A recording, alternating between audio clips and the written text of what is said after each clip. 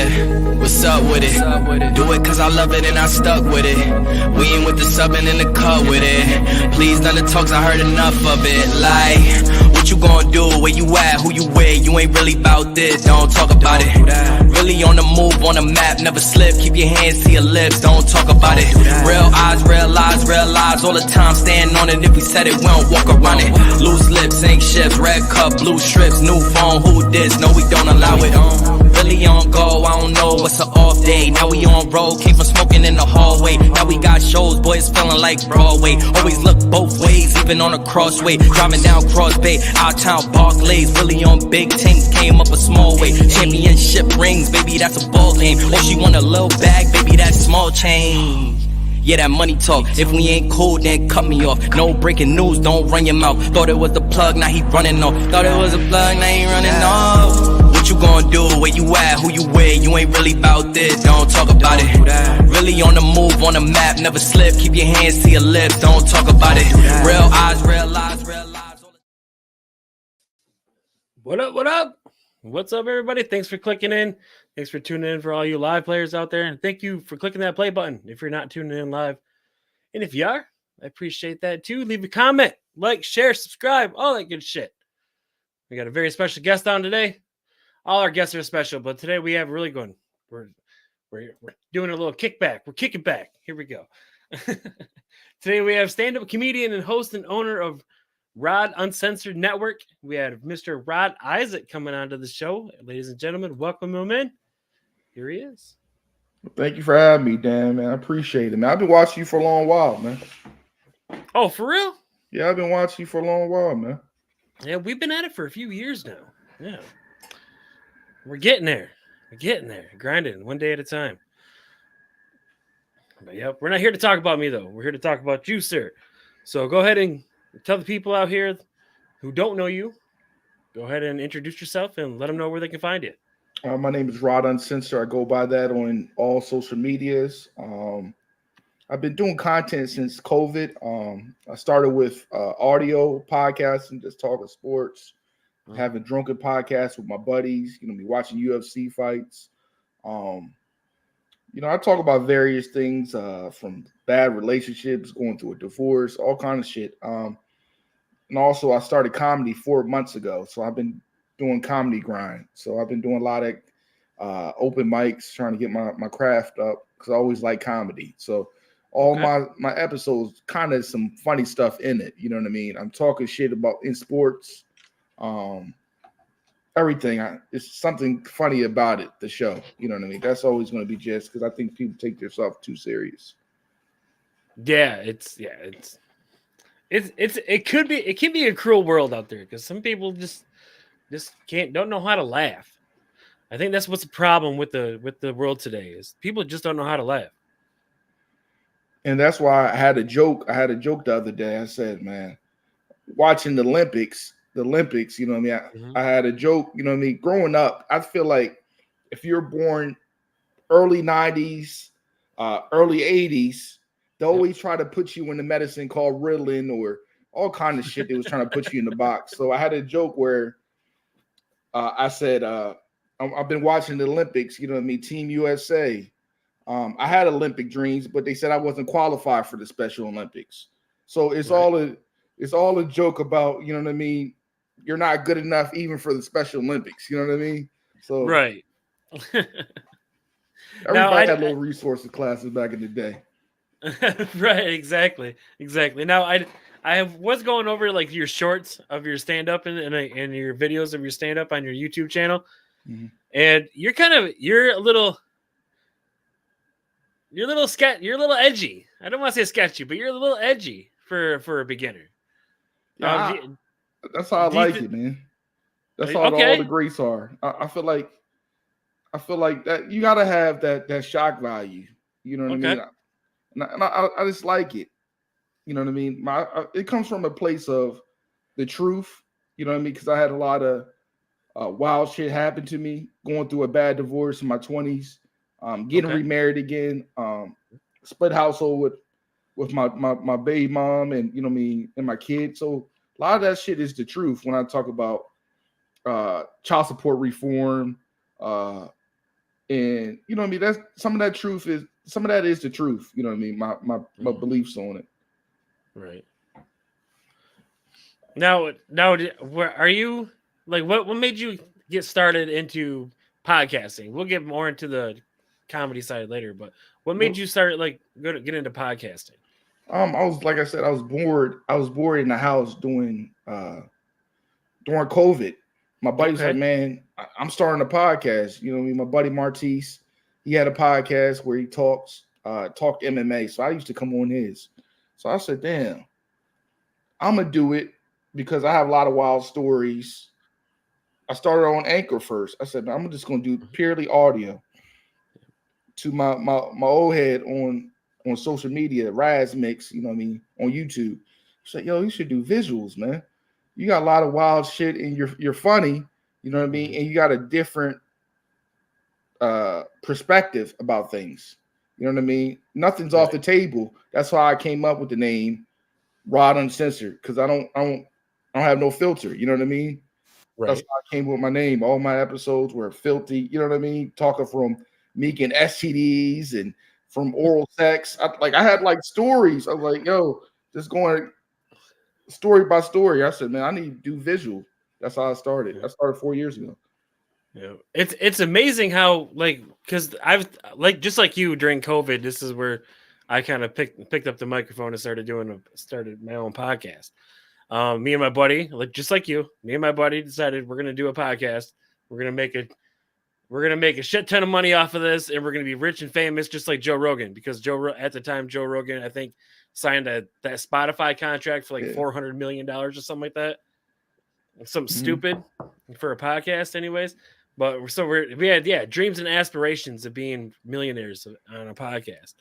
But you quickly realize that it's not an overnight success type thing. This is a grinded out. This is a marathon. It's not a sprint. And you realize that, and it's fun because you get to learn a lot of cool shit along the way too.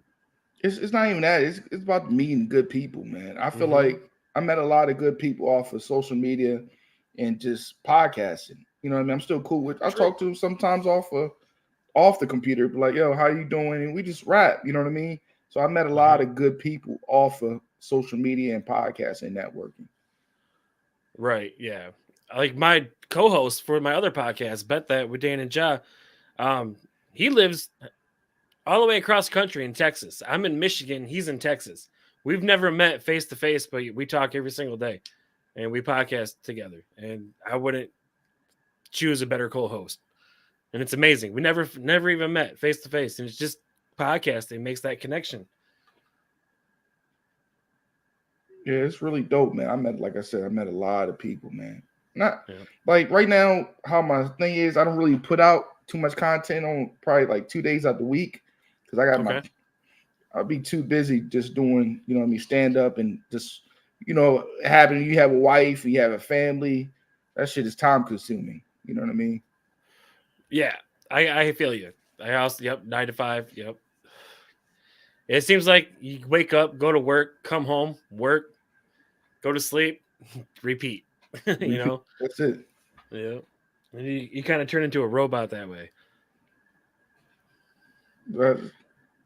That's the truth right there, man. It's just, you know what I mean. That's why I when I do podcasts, I enjoy it, man. It's just it's nothing like having a conversation. You know what I mean? Two men have a conversation, or people in general having a conversation, learning something new about somebody else. You know what I mean?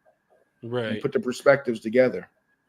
Yeah, exactly. What put me onto your podcast was your podcast reminded me of kind of my show. I mean, but with comedians, because you have comedians on a lot. Am I correct? Oh, just finally recently. My man Dolomite probably been of Too Much Game. He's the first comedian I ever had on. Right. And then it's a snowball effect. You know what I mean? I had a couple guys on, you know what I mean?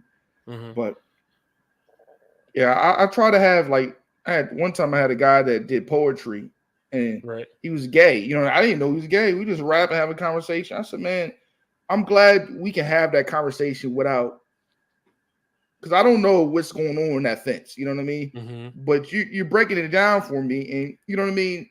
It's good to come people to come together to get knowledge and learn something new. You know what I mean? Right. So I feel like podcasting can open up about learning something new and other people, what other people go through and struggles, and you know what I mean, how the dating scenes on that side of the fence, and you know what I mean, we just compare, you know what I mean? So it's like I love podcasting, man. Now would you ever like consider doing like have you ever tried like with the, I know you said you and your friend started a podcast together, but now that you're pretty much seasoned, almost like pretty seasoned into it right now, would you consider doing a show with like a co-host, or do you like to roll solo? I do have a co-host. I have a co-host every Monday on Midday Sports. Okay. My man Wildcard Mar. We talk sports. Okay. We talk sports. We talk. We sometimes I bring wild stories up. So it's like it's a whole vibe where, you know what I mean. We talk sports, but we also talk shit. You know what I mean. Right. Also, I got the graveyard shift with him. We talk sports, relationships, mental health stuff. We just rap, me and him. We go back and forth. You know what I mean. And like I have 2 podcasts where I got a co-host. Okay.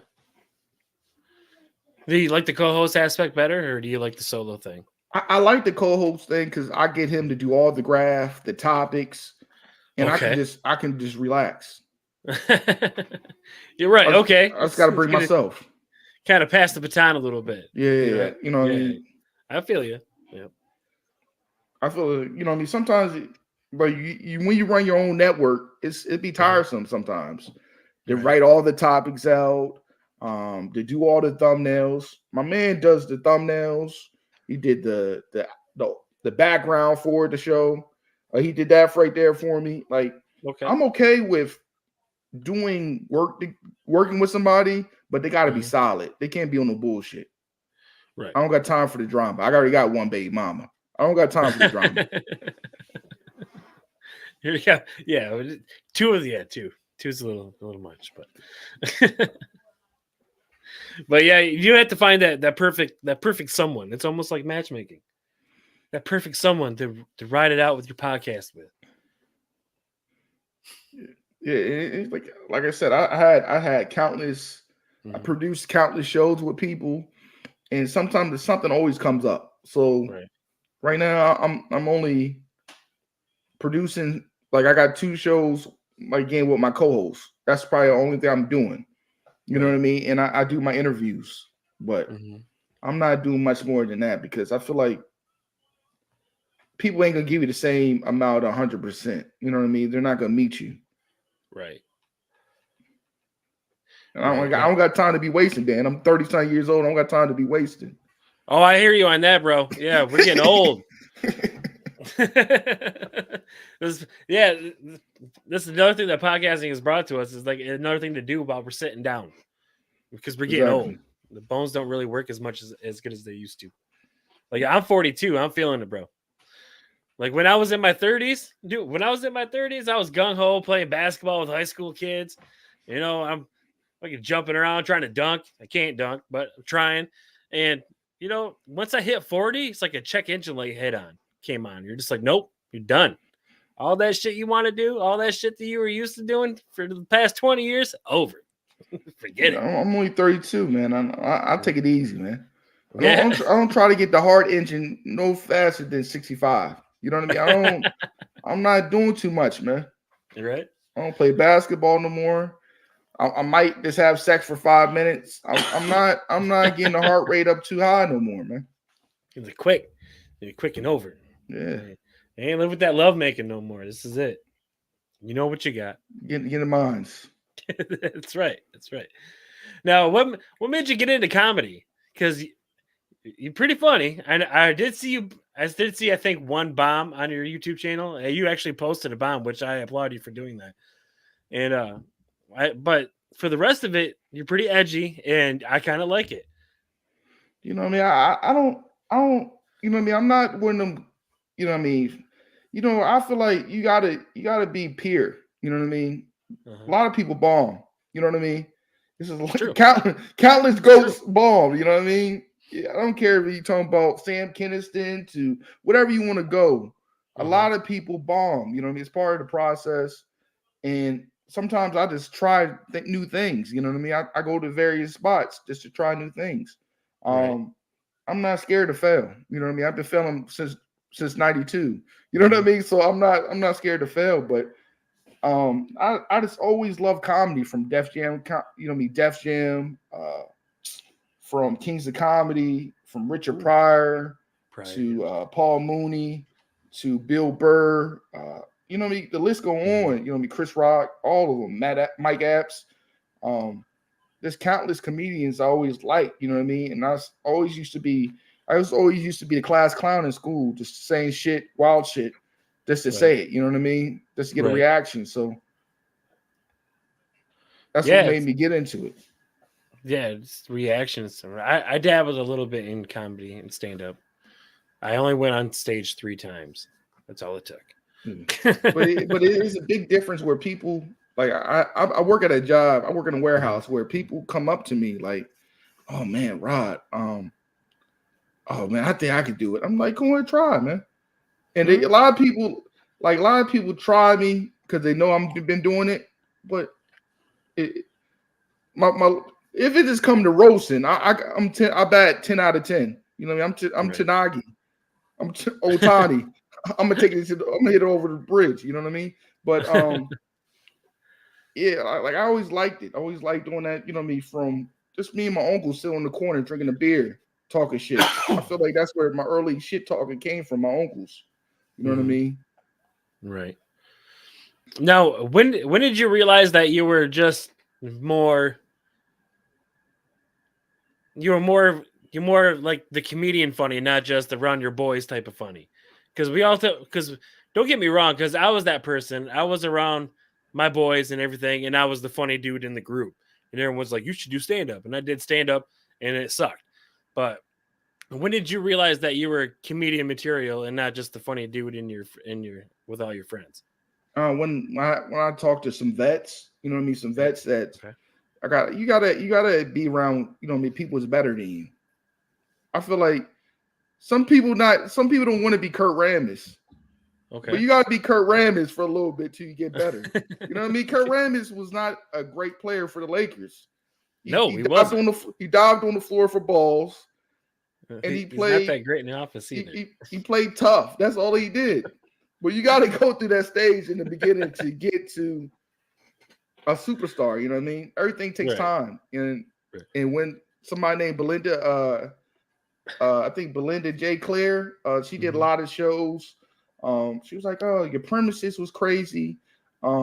Just keep on writing. I see something there." When vets tell you that, you know what I mean? I know it's no need for you to lie to me at an open mic. You know what I mean? So when the vets tell me, and people that have been doing it locally for a long time, like, "Yo, you got something there." You know what I mean? And the one that I bombed, I said, "Oh, I just gotta get back to the board." I came back, you know, I don't know what I came back with. I had a joke recently about me thinking about dying. You know what I mean? When you get to 30, late in your 30s, you start thinking, "Damn, when's my time gonna come?" And I start asking, "Man, is this a Section 8 in heaven?" And I start seeing people laughing. It's like, yo, I've never heard somebody saying, "Is it Section 8 for heaven?" if they don't want to pay tithes. When I start putting all them parallels together, like, oh my God, Ron, that was a good joke. You know what I mean? Because people don't talk about stuff like that.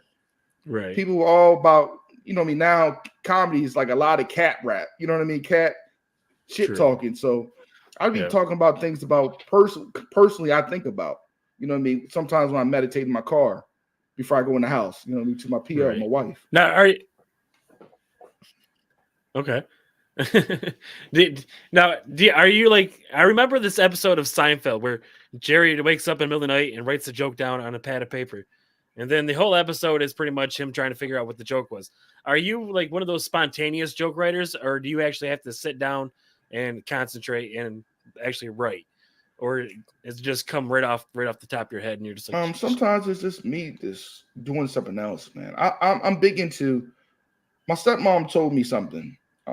I'm big in meditation. right? Okay, cool. Yeah.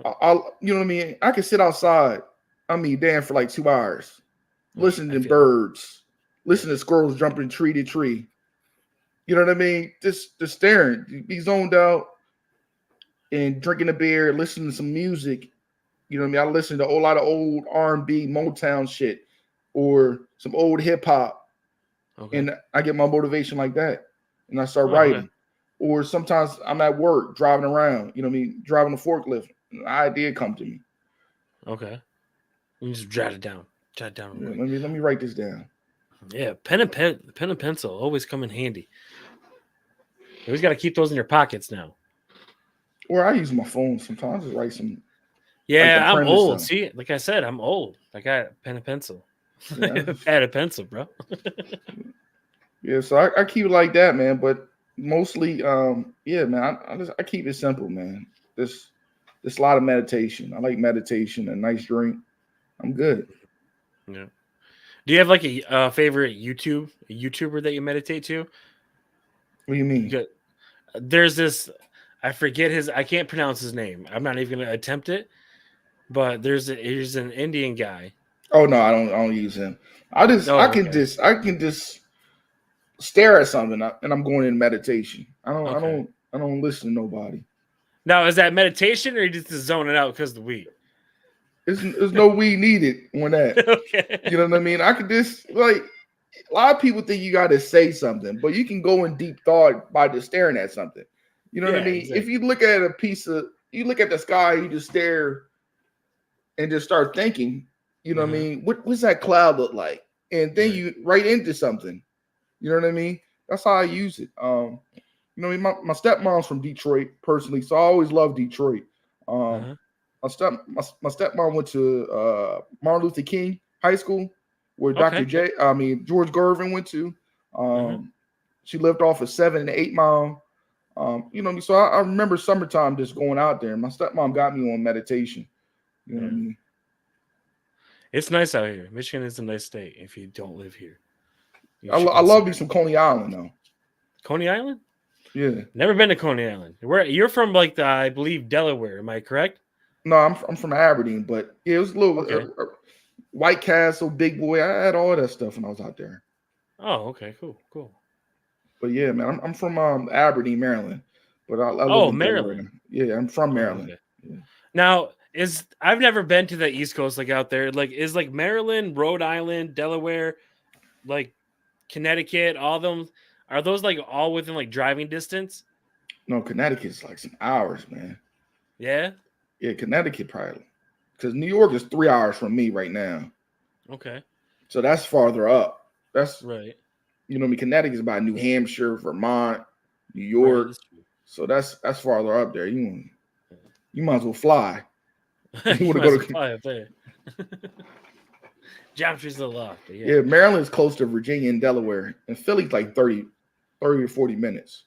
All right. So you got a lot of comedy spots out there, right? Yeah, I've been really going to like a lot of spots in Delaware and Maryland right now. I want to go to Philly. Philly, that'd be a good spot. Philly, try my shit in New York.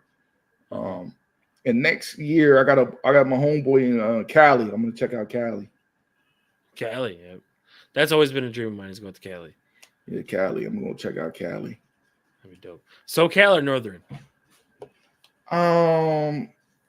Like Los Angeles. I want to check out Los Angeles. SoCal, yeah. That'd be dope. Yeah, I always wanted to go to the northern state of California just to check out like the redwoods and shit. Like, always wanted to go to California from Beverly Hills Cop.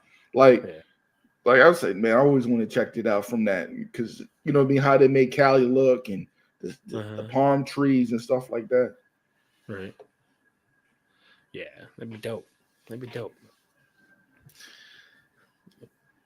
But yeah, so if you were a comedian, where would your dream spot be? Like your dream, we'll say hall. I don't know if you want to do a stadium. Could you do a stadium? No, I'm not ready for that right now, Dan. No. But this is a dream scenario, bro. You can do whatever you want. But I already had an idea. I want my first special to be in my town of Aberdeen. I want to record my own special in my city. and then branch off. I think that would be dope. To have my family in a small hall and record something and put it on YouTube. Just like a little more special. intimate. Yeah, a little more intimate for the first small time. special, maybe like 20 to 30 minutes, because people like I'll think about this because me and you are content creator.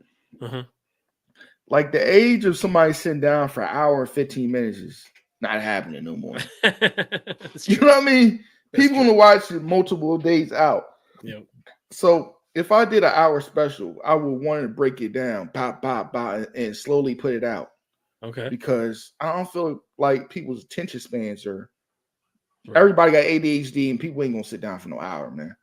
That's true. I thought I was the only, I thought I was special when I was a kid, but when I grew up, I realized that everyone had it. They just knew how to cope with it.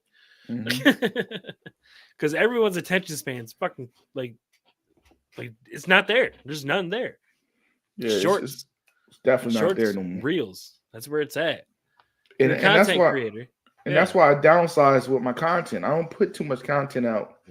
Like I put out like maybe once a week. And I put out once a week, maybe 2 times out the week. But I really don't go crazy. I used to put out a show, 3 shows out every week. I mean live shows. Yep. And that should be the most deflating shit to see 5 views here, 3 views. I'm like, damn, I'm taking all this time making these crazy thumbnails, putting holes coming through Mario pipes and Mario jumping up. Like I'm taking too much time for this shit not to hit. You know what I mean? Right. So I just calm down with my content. I'm gonna make it. I do content 2 times out the week. And I leave it right there, and because the shit sometimes how much work you put in your shit and reaching out to all the people. You know what I mean? That shit can be deflating for not to see nothing come out of it. Yeah, it's all networking. It's all it is. You get like when you start podcasting, you think you're just gonna make a podcast, you're gonna make a show, and people are gonna watch it, and it's gonna be good. But in reality, you have to go out there and you have to network with all these people, and it's just like another full-time job. Yeah. When you get home, you have to get on social media. You got to put out ads. You got to pay for this. You got to pay for that. You got to tell Joe Schmo over here that he's awesome, and you got to go kiss ass over here to this person. And when I was starting out, I realized this is draining. Like I cannot do all of this. So I pretty much had to downsize to like a tight knit circle. And that's just pretty much how we do when we all support each other. We all share each other's content. And I believe a smaller circle is pretty much the way to go, because their circle, they have their circles that off branches, then it all branches off together, and then it all through word of mouth, it all happens. It's a lot, and there's a lot of games too, man. There's a lot of hustling too. I had a guy, I reached out to a DJ from the DMV. I said, man, I'd love to have you on, man. Right? We can just talk about DJing, the evolution of DJing from electric from vinyl, and really mixing and just talking about the history of DJing. He said, man, I need $500 to come on your show. I said, all right, I'll talk to you later. See you later. Like, like it's the game of podcasting. It's crazy. There's a lot of hustling. There's a lot of people you reach out to, don't show up on time, ghost you the day of. Like, I come from a value of, you know what I mean? My dad always told me, you gotta be a man of your word. Right. You know what I mean? You say you're gonna do something, you gotta do it. We fell from the morals and of being a man and holding your end of the word, you know what I mean? Holding your word and being a man of your word. That shit disappeared. You know what I mean? And that's the biggest problem, I feel like, just dealing with people, man. I always get that. Like I'm checking out. I'm not going to name any names. I'm not going to throw anybody under the bus because it's not who I am, and I'm not trying to start a feud with anybody. Although that would probably create really good content if I did. But yeah, I got in touch with a few people, and they pretty much saying, yeah, you got to pay this such and such amount to come on my show, and I'm just like, well, why would I pay to come on your show? If anything, you should be paying me to come onto your show because I'm bringing my followers to you. It's not the other way around. Like I'm not taking your followers and they're coming to check me out. Well, they might, but I mean but still, like I've been in talks with some pretty big names, and I've had Tommy Chong on my show, and I didn't have to pay him a dime. So why am if I don't have to pay Tommy Chong to come on my show, why would I pay some guy that has like 400, maybe 40,000 followers? For real. It's a game, man. That's why I'm just saying y'all need to cool out with that stuff. I'm like, we're all here together. We're all, I guess, you got those people that are in it for themselves, but still, like we're supposed to be like a group trying to do all this shit together, but you get those people that are money hungry already, trying to jump the gun. It's a lot of money hungry, man. I had this one show I had developed, man. I was gonna have all these BBWs on my show, models, right? Uh-huh. And I was gonna have a robe on, like I was Hugh Hefner, and I was gonna have all these broads talk about being a plus size model. Shit fell through. I said, "Yo, they've been legendary. Nobody would have done that," but didn't fall through. Like it's a lot of shit that I had planned for my show. Like now, my show, I'm gonna do some sketches. Me and my man locally been talking about doing sketches, and I'm gonna try to do a show where I'm doing like a knockoff Al Roker type of guy. You know what I mean? Or you know what I mean? I'm gonna put a wig on and do it like sketches. Me and him talking about it. We talk about writing and coming up with sketches. I think that's gonna be my next step. Right. You know what I mean? I want to create because I always love sketches like from Mad TV. You know what I mean? All that. You know what I mean? That was a sketch show. So are you old enough to remember? Yeah, and Live in Color. There you go. Yeah. I was gonna say, are you old enough to remember that? Yes, you know what I mean. So all them sketch shows, I've been coming with ideas and talking to my man to do that. I think that's what I'm gonna go forward with my show and have my sports show. But the politics of podcasting can be too much, and I can see why a lot of people quit. Right. Yeah. You gotta be tough. You gotta have thick skin. Yep. We definitely weeded out some weaklings. Some of them had really good shows too. I was really sad to see a lot of them go because I was really excited about a lot of them. But the bad thing is, man, it don't take much for like I've seen a lot of podcasts, right?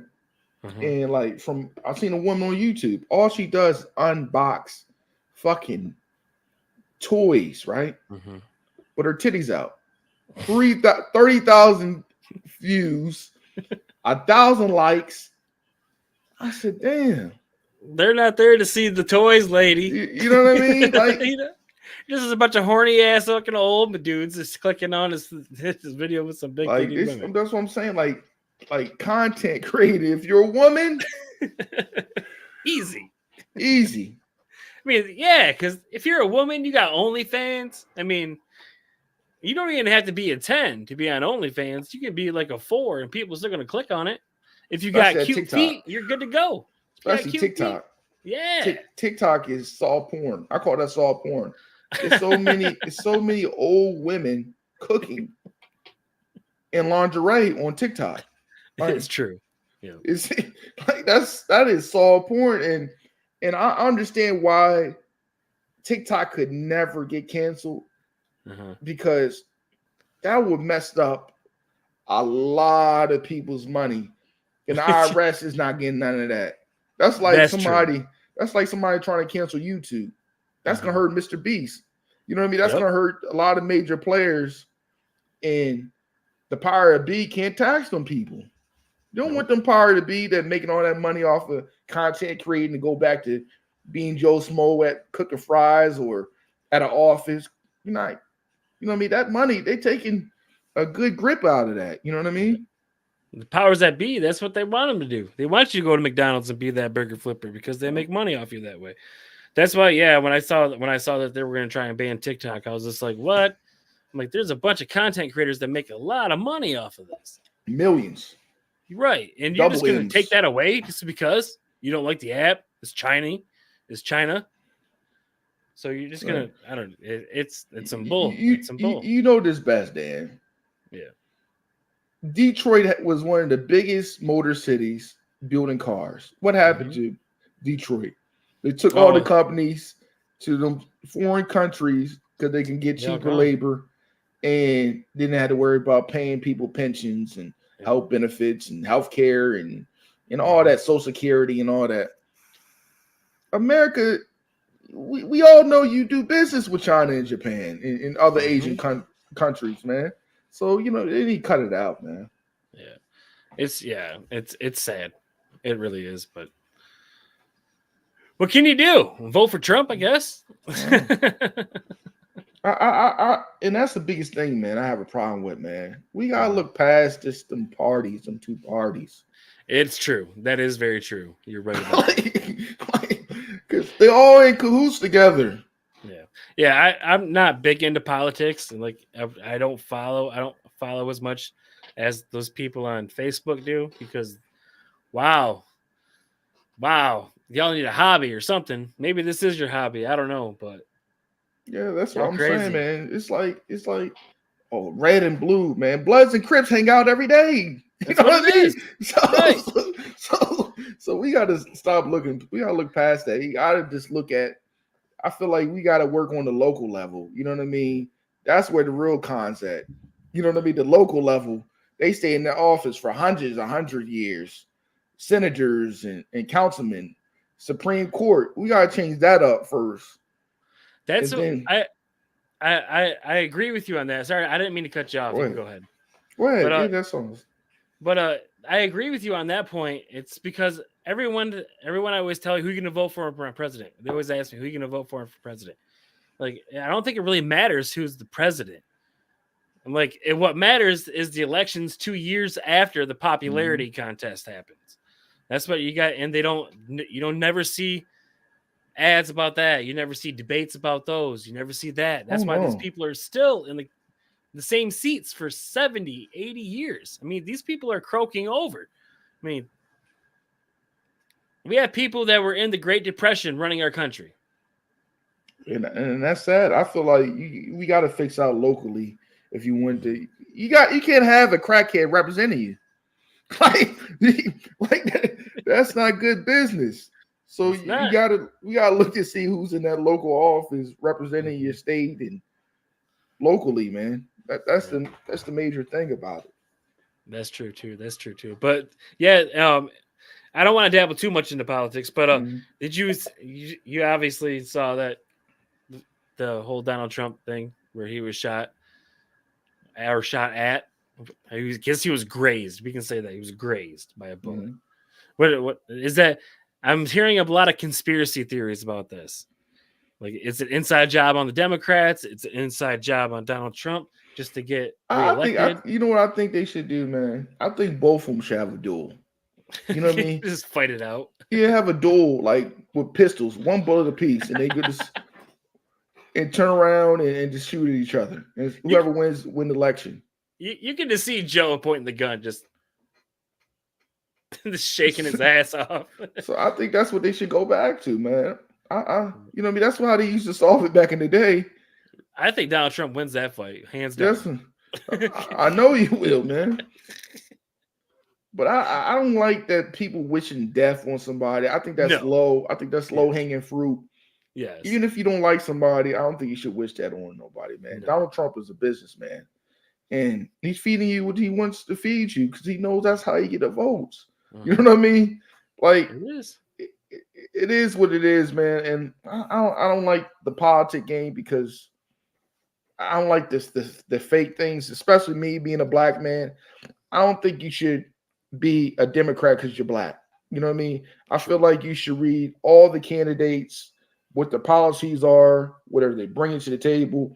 If they was formerly state attorney, let's see how many cases they saw, how many people they locked up, what they do while they was in office.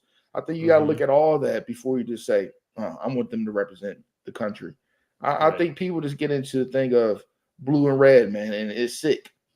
Like, because if the Bloods and Crips can join together and have peace, why can't the Democrats and Republicans? I don't know, man. Like, I'm just saying. Come on, 2 gangs are now one, or at least friends ish. I don't know. I don't know.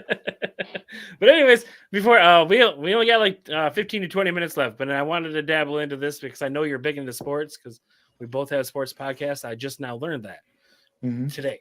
So, but who's your team out there? I'm a Laker fan. Lakers, okay. I've been liking my uncle is a longtime Laker fans since Magic Johnson and before that. So I remember when the Lakers played Indiana Pacers. I was a young pup. I remember watching it with my uncle. You know what I mean? So I've always been a Laker fan. But my favorite player is LeBron James. You know what I mean? That is my favorite player.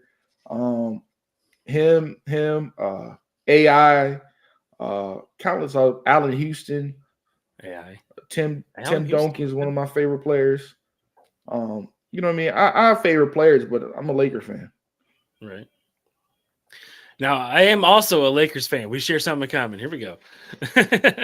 I am also a Lakers fan. As of late, I've been hating on them. All because of the whole Bronny thing and the whole but Dan, I have a question though, Dan. Sure. Okay, shoot. If you have a son? I do, yes. Okay, if you had a son, right? Dan, and you had let's say you had a radio station, would you want your son to work in the mailroom? Starting out, yeah. He'd have to work his way up, just like I did. I worked my way up. Why wouldn't he? I feel like there's nothing wrong with creating opportunities for your son. If you got it, you did all the hard work. You did all the hard work for your son to have greater opportunities. Okay. If I had a deal right now, and I can give my daughter $7.9 million for 4 years, I would do it. You know what I mean? It's all about creating that wealth. That's how Rockefeller built it. I bet some of his kids didn't work not as hard as him, and they kept on living off the Rockefeller name and kept on building and building and building and building it. That's how you got to make it, man.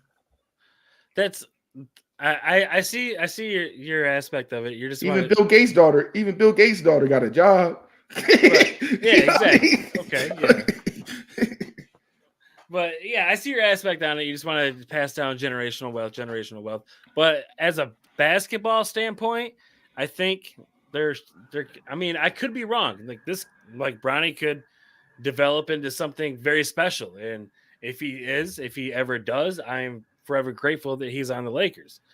But it's just, I don't want to say nepotism because it's not that. Honestly, you want your son to do good. You want to create opportunities for him. But also, I think just by giving him just kind of just like, here you go. I'm going to do this for you. Now let's see what you do with it type of thing. I think by doing that for him, you're also taking away opportunities for him that he should learn before he gets to that point. Like, I don't think him doing one more year of college would have been a bad idea. I think he would have probably blossomed into something real because of the whole heart attack thing. I understand all that. If he would have went into a transfer portal and played with a different school, I'm pretty sure he would have developed into something great his second year. I'm just saying, probably not ready yet. Man got $1 million video game sponsorship. This man didn't need another year, man. He just won $10,000 playing Call of Duty. Like, the man got other incomes coming in. Like, that's another thing. How dedicated is this kid? Because he already has all these other avenues. And that's what his name created, avenues. But there's a lot of kids like that, man. People probably said the same thing about Steph, man. A lot of people don't understand Steph was a risk taking Steph Curry because his ankle issues. You know what I mean? College had Davidson. Like, it's countless people just got picked off of just pure projection. Jimmy Fredette. Everybody remember Jimmy Fredette. Tim Tebow. What Tim Tebow do in the first when he came out? Nothing. You know what I mean? So we got to give everybody grace till they don't have grace no more, man. And I feel like, man, you can say that about a lot of players, a lot of kids, because of their family created opportunities from Charlie Sheen and his daddy from Emilio Estevez.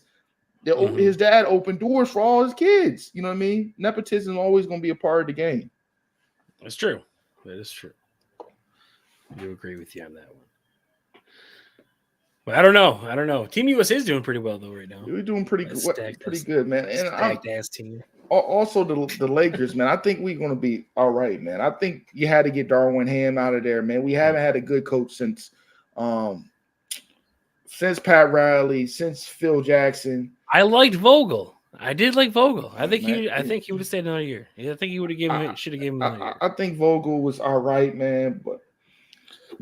But man, we need somebody on the space to.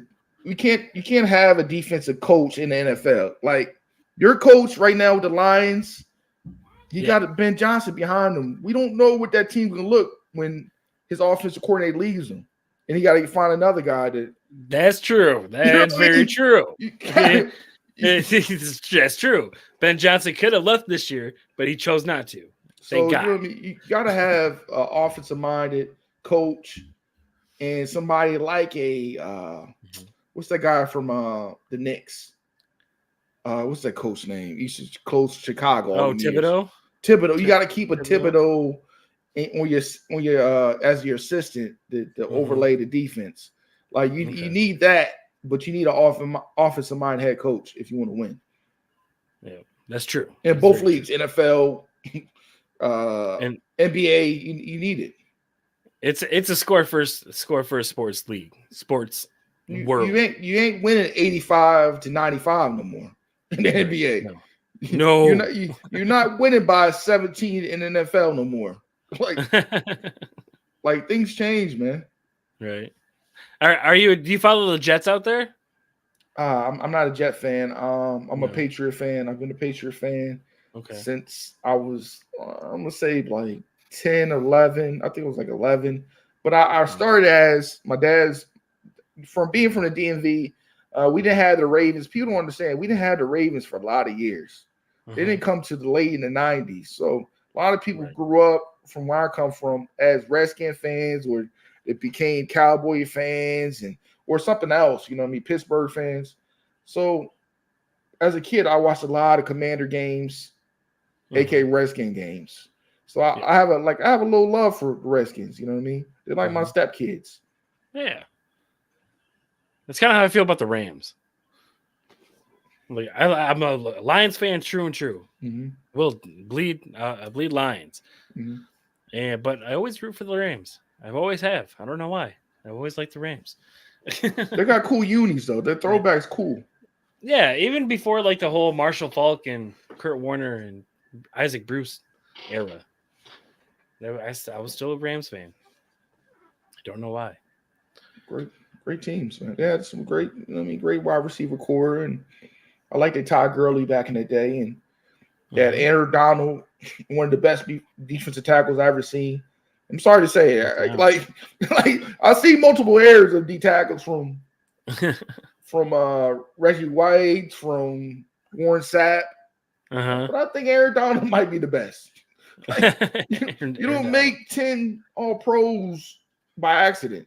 And retire 10 years with one ring and do all the things he did, man. I've never seen somebody get double teamed every play except for him. Every play. What about Reggie White, the Packers? I like Reggie, man. Reggie was great, man. But Eric Donald at 6'2", Warren Sappish, almost 300 pounds, moving that quick. It's scary. Yeah, they need to figure out that offensive line. The Rams would be a scary team if they could figure out that offensive line. Because they have the receivers, they have the running backs, and they have the defense. I think your boy, man. I think Stafford waited too long to leave Detroit. I think if he got out there a little earlier, man, I think he could have been an MVP. This is arm talent. He could have been an MVP. He could have been competing for championships. Yep. I think it should have left probably like 3 years earlier before he did. Actually did, maybe even 5. Because Megatron was never walking back. Megatron. That was the whole reason why they're keeping him too. Is because Megatron might come back, so we needed a quarterback to give it to him, but he never did. Right. He never did. I don't think Stafford really has that, even though he won a Super Bowl the first year he left. I never really thought he had that that playoff mentality. Like his wife tarnished his name. I don't know if you saw this, but he said this old lady said to get back at him, she slept with one of his teammates, man. She slept? Slept with one of his teammates. Slept. Just slept. Oh, no. That bitch. While he was at Georgia. I said, damn. When he was at Georgia? Yeah. Damn, I don't understand. Dan, I remember back in the day, man. Hoes used to keep the dirt to themselves. Yeah. Like now all want to be they want to be like exposing their whole shit to the max. Like I never heard nobody from 1955. You know, I used to suck a famous politician's dick every Friday. You never hear no shit like that. But now in 2024, the hoes want to have whole chronicles. I don't understand it. Yeah. It's like when I broadcast. It's like trophies to them. I don't know. Craziness. But wow, I do want to thank you. We're running out of time here real quick, but I do want to thank you for coming on, Dredd. I do want to invite you back at some point. I am booked all the way up until November or December. Damn. This is a new year. Yeah. It filled up quick. Like I was only scheduling guests for like 2 months because I like to do like 2 to 3 month increments. Mm-hmm. But then it just kind of got out of hand and people just kept wanting to come on and I couldn't say no. So that's good, man. But we are booked all the way up until then. But yeah, I do want to get you back on because this was a great episode, a great conversation. I love it. But yeah, if you have anybody to shout out, if you want people to follow you, now's the time to do it, bro. Go check me out, Rod Uncensored Network. Also, you can check me out on Rod Uncensored 410 on Instagram. Man, come chat. Come tap in with me, man. I have a lot of dope stuff coming up. I'm coming, a couple months. I want to produce my own show where I host a comedy show with a couple of my homies. Me just doing the hosting thing. So I got that coming up. I'm trying to get in work, so we're doing that. Also, man, just just follow Dan too, man. Keep on supporting Dan too, man. I enjoy your content again, man, from your various people you have on, man. I appreciate you having me on. Oh yeah, no problem, dude. I always try to spread the love, I always try to get it equal, but it's mostly all musicians, and I love music, and people love. Who doesn't love music, man? Exactly, and it's just I like spreading the wealth to all the independent artists out there and try to give them a platform to give to everyone to listen to find new audience, as I try to do with everybody, but it's mostly musicians. But all right, Rod, I do want to thank you for coming on. Thanks again. Appreciate it, bro. All right, man. You have a good night, man. I appreciate you. All right. Give him a round of applause. There we go.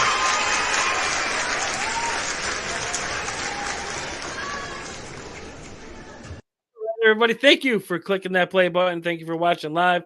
If you left a comment, I do appreciate that. Please like, subscribe. There we go. I was going to say share. There we go. But no, subscribe. So make sure you like, share, subscribe, tell a friend to tell a friend. And I got some big guests coming up. I believe in 2 weeks on August 3rd, I have Tina Marie coming on. If you know her, you know her. If you don't, you will. And on the 17th, I'm going to try to stream live on August 17th at a party at the Pavilion.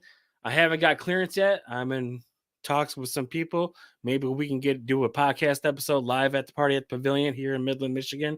It's a lot of fun. It's for the Humane Society of Midland County. All proceeds will go to there, and where it's hot dogs, music, fun. Everybody, kids are welcome, pet friendly.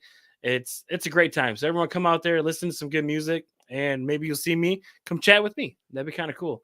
But in the meantime, we'll see you guys on August 3rd. And with that, peace out. Later.